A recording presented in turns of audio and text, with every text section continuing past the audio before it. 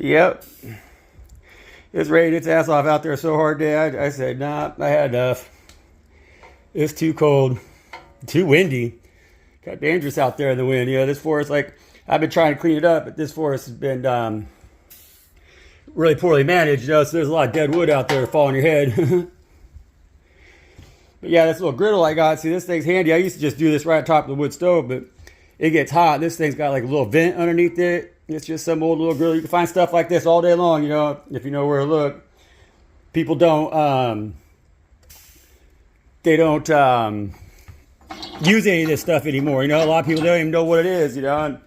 And so their grandparents would have had it sitting around or whatever, their dad, you know. And they get old, they pass, and then they just take it down to the junkyard. And point of living off grid is that we start preserving some of this knowledge, you know, because this knowledge right here, like what I'm trying to show y'all, is like, seems like basic, you know, but this is how people live around the world that don't have the luxuries that we have in the U.S., you know, and they don't even, a lot of those places don't even have these kind of luxuries, you know, and then that's, there's a lot of places in this world that they don't even have fuel to cook on, man. Like, it's dangerous for them to try to go get fuel, you know.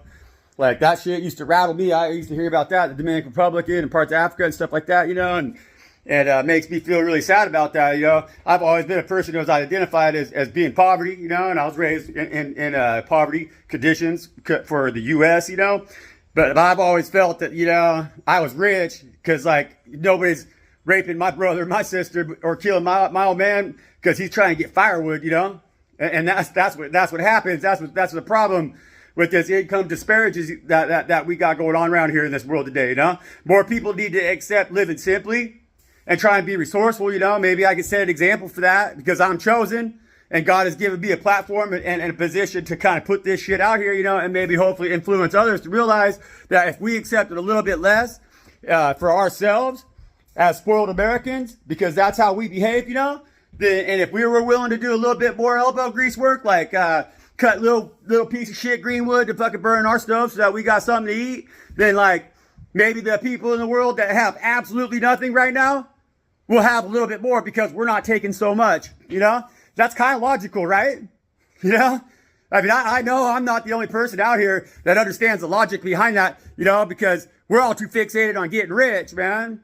And if you're going to be getting rich, then that means somebody else is going to be getting poor, and there's no abundance in that. God didn't make this world to be like that. God made this world for every belly to be full and for every baby to be loved, man, and for everybody to have everything they need. You know? 255.